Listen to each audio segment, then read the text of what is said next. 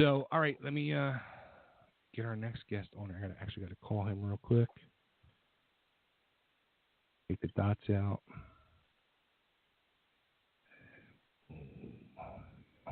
Please enjoy this Verizon ringback tone while your party is reached.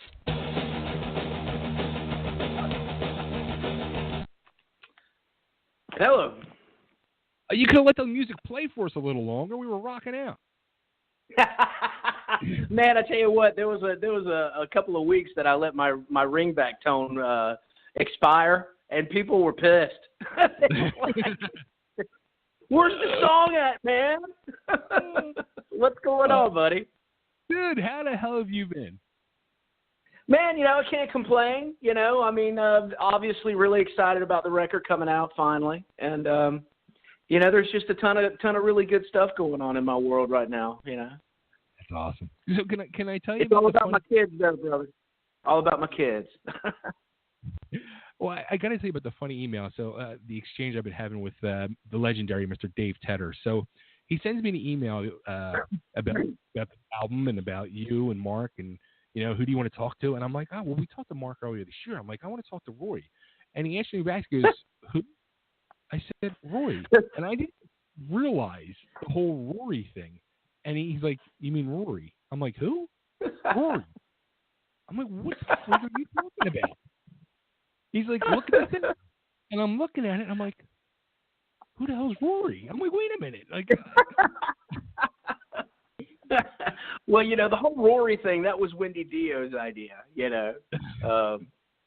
So, I mean, it was better than what she wanted to call me, So, but she was like, I'll never forget it. It's when we just got finished signing the record deal, and we went to some fancy, L.A.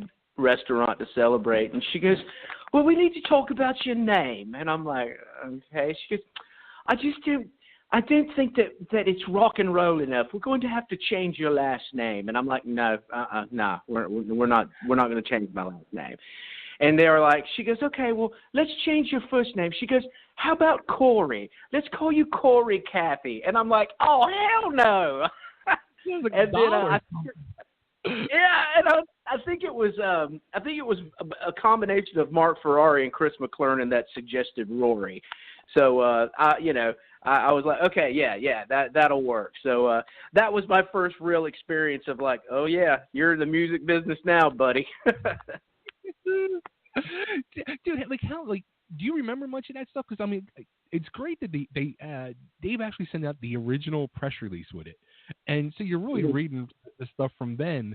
And I'm thinking to myself, like, well, first off, how much of the press release is true? Like, I mean, you were this young kid who, like, all of a sudden you're in North Carolina, and then next thing you know, you're out in L.A. with Wendy Dio and Mark Ferrari, and like your head had been spinning a little bit. Absolutely, man. I mean, I had already been touring up and down the East Coast with my band Gibraltar. I had already been out for about 8-9 years doing it. And I ran across this guy playing in a bar in Hallandale, Florida, a club called the Button South.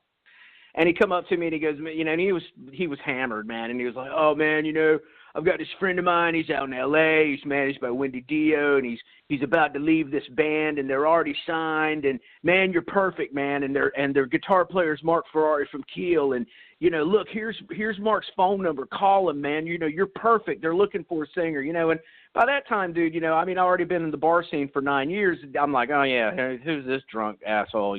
So. I put the phone number in my jeans, and I forgot about it. 3 days later, I'm doing my laundry while I'm out on the road, and there's the phone number. And I pull it out, and I'm like, hey, watch this. I'm going to call this number. And this guy says it's Mark Ferrari.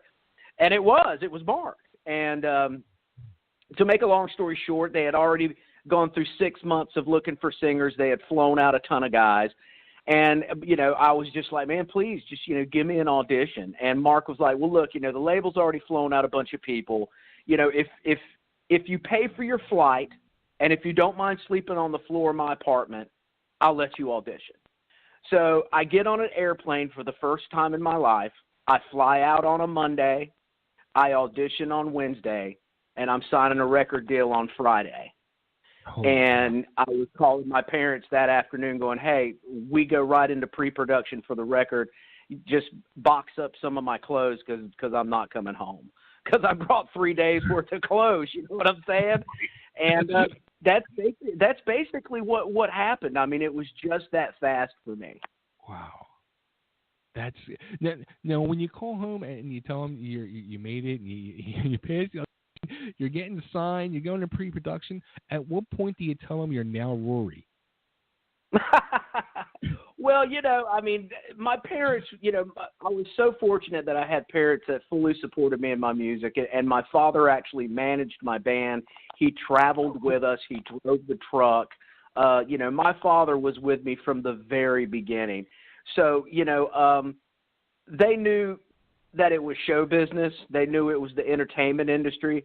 But, man, let me tell you something. The proudest moment of my parents' life was when that tour bus pulled up in front of my house to pick us up to start our tour. And the look on my parents' face was just, I'll never forget it, because for years, my dad managed the band. So for years they dealt with a bunch of long-haired, leather jacket wearing hooligans coming and going at 2, 3, 4 o'clock in the morning, coming back from shows. The neighbors hated us because, those Catheys, man, oh my God, what a crazy bunch. To see the look on my parents, the pride in their face, and to see the neighbors looking out their windows going, holy shit, look at this. And, that's one of those moments that I look back at and it really warms my heart. That's awesome. That's I love hearing that. I hear that so much from people, like in the entertainment industry, like the support from the parents, and it's just like wow, it's so amazing because you hear such horror stories of parents not supporting. So when they do, it warms me. I'm so thankful that they were there. Yeah, that's so freaking awesome. So now, how did this whole thing come to be where this album gets put back out again? Like, were you shocked that this whole thing's coming out again? Well, I got to give credit where credit's due. Dave Tedder, my manager, and his partner Kai, and their Vanity Music group, they worked tirelessly for at least a year, probably a little over a year, to get this thing released. It was a lot of hard work. It was so deeply buried in the red tape and the vault that is MCA Records. They didn't even know that they had this record. It wasn't even listed on their catalogs anymore. So it was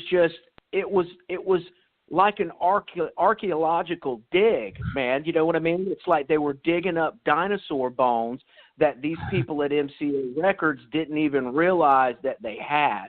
And I'm pretty sure that they're probably going, why do they want this record so bad?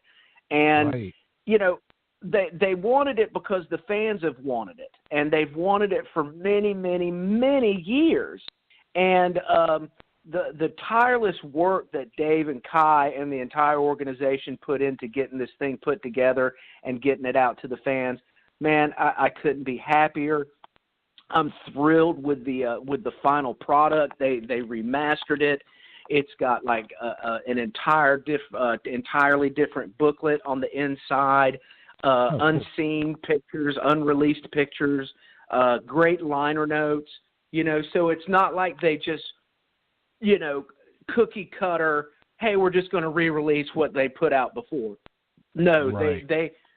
They put some stank on it, brother. You know what I'm saying? I mean, they put some love into it because they knew that this was an important release. Because, man, I'm really kind of humbled the amount of love that this record has held in the hearts of fans. It's got a cult following.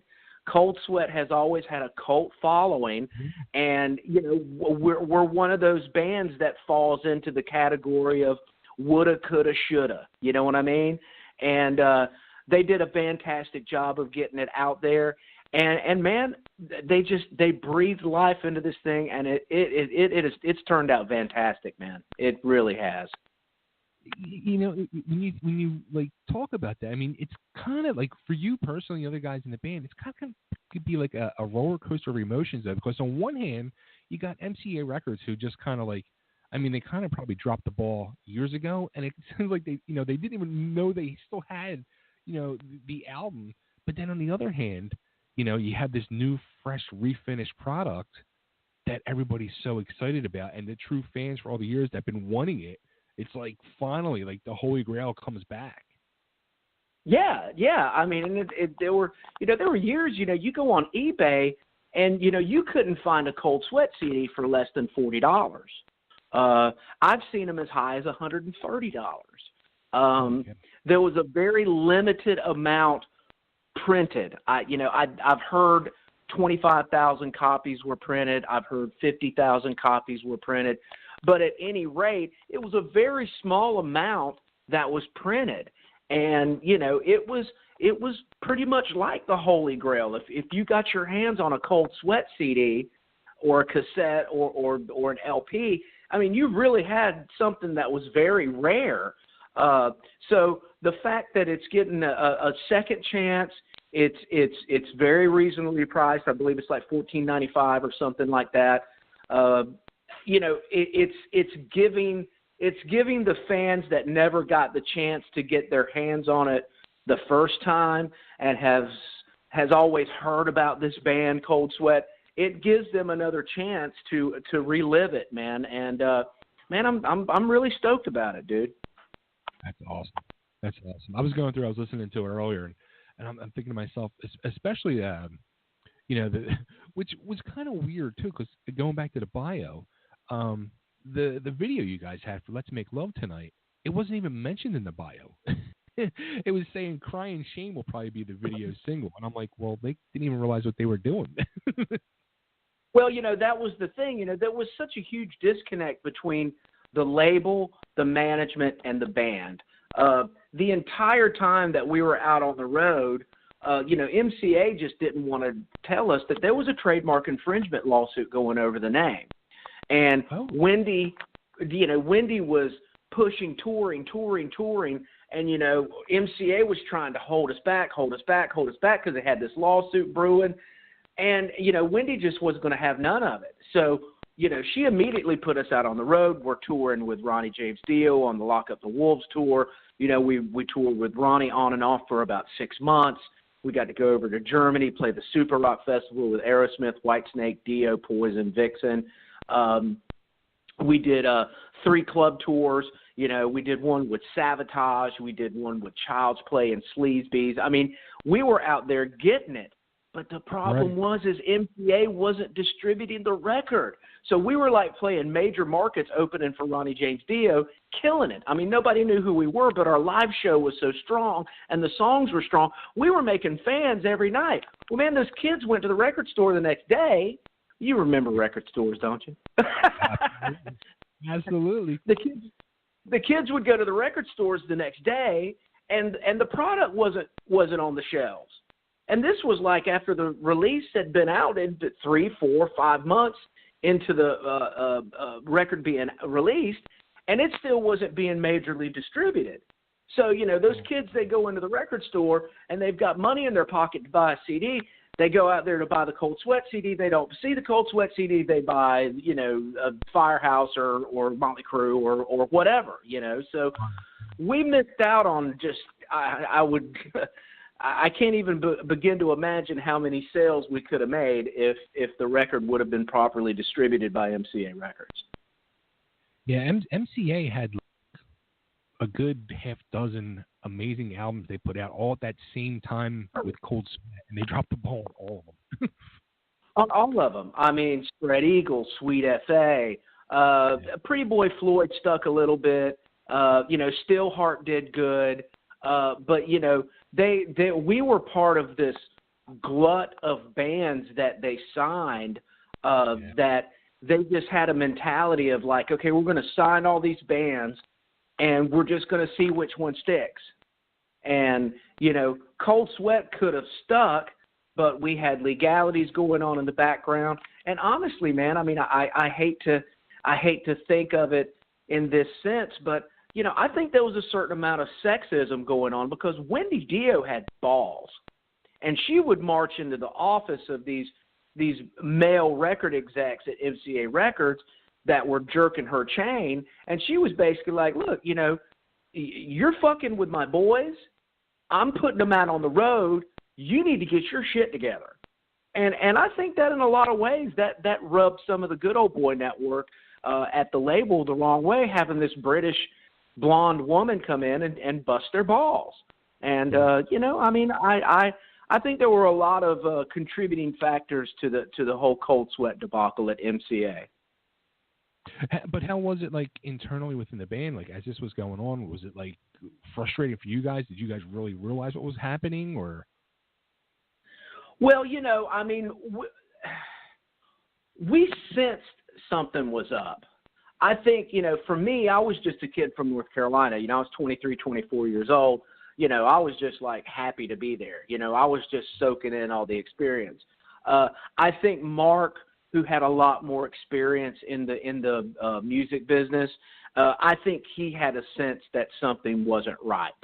But, it was one of those things to where it's like when you're out on the road and you're touring, you get locked into this cycle of, show, get on the bus, travel to the next venue, show, get on the bus, travel to the next venue. You're in this continuous cycle, and you kind of get disengaged from, the realities of what's going on.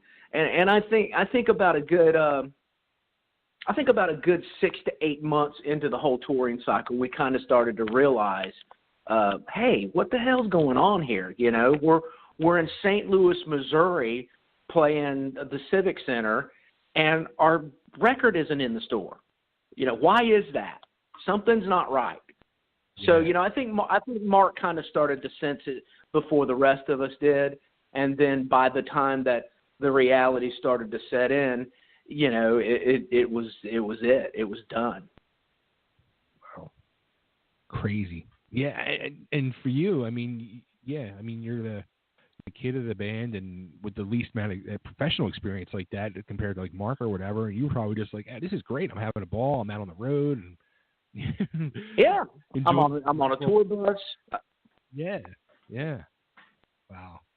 That shows you again where the music business is. It is a business, and a lot of people don't realize it. It really is, man, and it's a dirty business, and it's even dirtier now. I really, really feel bad for young, new, up-and-coming bands that are trying to break into the business now because, back then, I got a small, brief taste of the big time, but, we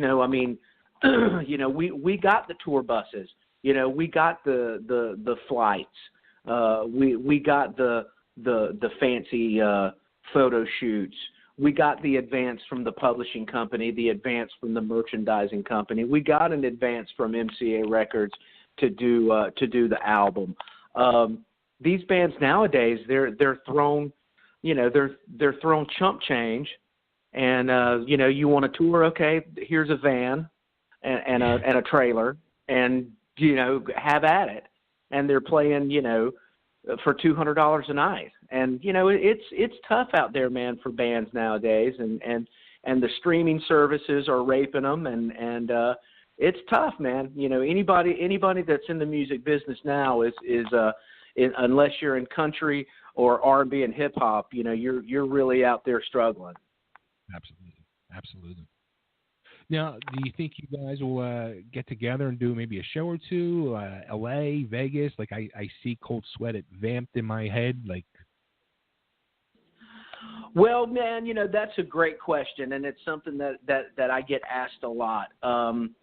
We were offered twice to reunite and do the Monsters of Rock cruise, and the timing just wasn't right. There were still a lot of fresh, open wounds because. The whole thing, it ended badly. The deal went bad. The grunge thing took over. We showcased for all the big boys, and we got just turned down because the grunge thing, if you were in a band prior that was in Metal Edge magazine and smiled in a picture, you weren't going to get a record deal. You're not going to get a record deal. And there were just some internal conflicts, and that just kind of seeped over through the years, and it festered. And, there was some animosities, and it was like just a bad breakup with a girlfriend. And I think that, through the years, I think that the ice is slowly starting to melt. Mark was extremely crucial in assisting in getting this thing re-released. If he hadn't have stepped up, I don't think that it would have happened. So, kudos to Mark because he did, play a very, very crucial role in making this thing get re-released. So, there was a long time that you could mention doing a show to Mark, and Mark would be like, absolutely not. No, I can't even think about that. But, I saw a post recently from Mark, and it seems like the ice is melting a little bit. And he made a comment that, if the right circumstances presented itself, he won't say, never, he'll never say never, something to that effect. So that's coming a long way from what his stance was, just a year ago. So I'm hoping that by the time that we're all 70 years old, we'll probably get on stage. So you got a good 30 years to go. So, I mean, but you know what? Baby steps, man. You got to take this baby steps. So, but your other band, which I got to know you from the Fifth, you guys are playing tomorrow, aren't you? Yeah. We're doing a show for the local radio station with Breaking Benjamin and Five Finger Death Punch at the local Coliseum. It's a pre-show parking lot party for the local radio station. We're excited to be doing that. We are about to. We just got picked up by a label called Exodus Stratagem Records. They have remixed and remastered Confessions of Man, which was the last CD that the Fifth put out. So we're at the 10-year anniversary of Confessions of Man. It's about to get re-released. It sounds phenomenal. It is also kind of like a Cold Sweat type thing where it's been, re-released, remixed, remastered, reborn. And I'm really excited about the band and the lineup. I got a great group of guys. It's the best lineup that the Fifth has ever had. I got Gary Zeus Smith on drums. I got David Franco on bass and Justin Womble on guitar, which is just a wonder kid, probably one of the best guitar players I've ever worked with in my life. So, I'm really excited, man. I've got some great new releases coming out, and next year the Fifth will be putting out new music. So, man, I'm just still rocking and rolling, man, doing my thing. That's awesome. I'm excited to hear all this, man. This is exciting. Yeah, I'm very excited, man. It's man, if you're a creative person and you're an artistic person, it's what you do. And for me, if I was in the music business to make money, dude, I would have quit this business decades ago. I do this because I'm a singer, I'm an entertainer, I'm a creative person, I'm an artistic person. It's a part of who I am. So if I'm not singing, if I'm not doing shows, if I'm not writing music, I'm miserable. And my band is my family. My band is my brothers. And there's so much more to being in a band to me. It's the camaraderie, it's the friendship, it's the bond that you have with guys. It's that whole, when we go out on the road, you climb on that RV and you're going into some new town playing for the first time. You're like a gunslinger going into the unknown, man. You're ready to take on whatever comes your way, man. There's just something about that. I love rock and roll. I love everything that goes along with it, even the hangovers and the lack of sleep and the the getting screwed over by promoters. I mean, it's just, it's part of it, man. It's part of the life that I've chosen to live, and no regrets, man. No regrets at all. And actually, I mean, the show too, like the love you have for music. I mean, I was following you on Facebook, like over the last, I guess, year, maybe year and a half. Like, it was something like you were even trying to decide, like, do you really want to go this route? But you started even like doing like a cover band or something, right? Well, what happened is I got approached by a Boston tribute band based out of Phoenix, Arizona. They're called Don't Look Back, the Boston Experience. And actually, I was contacted by Dwayne Miller, who was once the drummer for Keel. And he reached out to Mark when they were starting to look for a new singer, and Mark referred me. So they flew me out twice last year. I've done 2 shows with them. I've done a show in California. I've done a show in Akron, Ohio with them. A phenomenal group of musicians. It really made me a better singer because singing Boston is not easy. And, it really kind of made me approach singing in a different way. I learned and you really kind of worked on techniques that I've never really had to use before. And it's made me a better singer, man. I mean, I'm looking forward to 2019. I'm probably going to be all over the country with the Boston Tribute Band. The 5th, we're going to have a full schedule next year. I'm leaving the door open for a Cold Sweat show. You just never know. I think 2019 is going to be a really exciting year for me. That's awesome. We got to figure a way to get the 5th in Philly. That's what we really need to do. Well, our new label, we're planning on doing an up north run. We want to do a northern run. We want to do a southern run. We want to, kind of go. We want to hit some territories that we haven't hit yet. We had a great year this year. We've done some really cool festival dates. We've opened for some great national acts. But with the new record getting re-released, and with the new CD that's going to be released and recorded next year, it's time for us to kind of branch out. So that's our plans as far as 2019 goes. Well, let's talk more in 2019. Sounds good, brother. You know I'm here for you. Absolutely. Now, will Roy be here or Rory be here? Brother, you can call me anything you want, man. Either way, you've got my digits. You just tell me.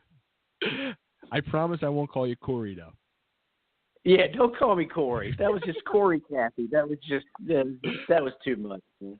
I'm picturing like a little freaking American Girl doll or something. Yeah, like a corgi, Corey the corgi. Oh, too funny. So, all right, so Roy, where should everybody go to get the Cold Sweat album that they've been waiting to get it back into their hands? The Vanity Music Group. You can look up 20th Century Records, Vanity Music Group.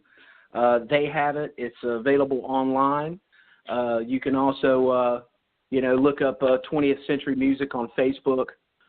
Follow the links. You can also hit me up on Facebook. Ask me for the link personally. And it's Roy Cathey, RoyCathey. So find me on Facebook. Find the 5th, which is TheFifth, the 5th, based out of Fayetteville, North Carolina. And man, hook me up, man. Hit me up, and I'll hook you up with the links that you need, man. Awesome. Roy, it's great catching up, man. Let's not be strangers, and I'll look forward to your Facebook post. A lot of stupid people in their place. You're the best, brother. Always great talking with you. You too, man. Take care. Have a good holiday. You do the same, my friend. Take care. All right. Bye. All right, everybody. There he goes, the one and only Roy Cathey, the 5th, Cold Sweat. Check them out. Look for them. Good stuff. Good dude. Good dudes. Good interviews.